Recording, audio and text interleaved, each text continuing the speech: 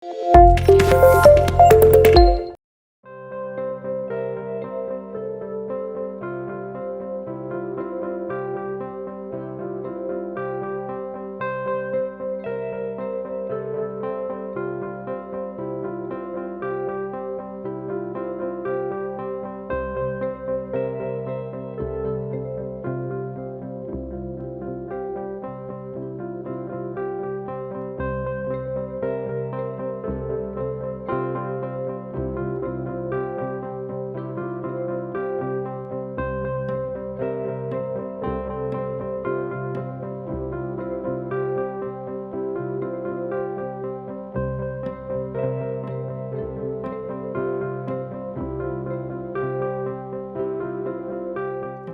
Church सगळ्यात जुनं church आहे हे, आणि हे church reverend doctor Robert Allen Hume यांनी बांधून लोकांनी त्यांच्या प्रेमाखातर या नवीन मंदिराला ह्यूम मेमोरियल चर्च हे नाव दिलेलं आहे।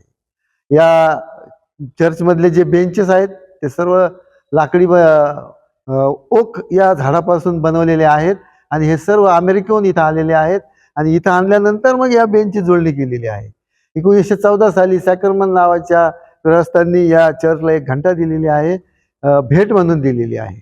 आणि ही घंटा सहसा आता आम्ही वाजवित नाहीत, कारण सध्या शेजारी हॉस्पिटल आहे आणि त्याच्यामुळं आम्ही ती घंटा वाजवित नाही।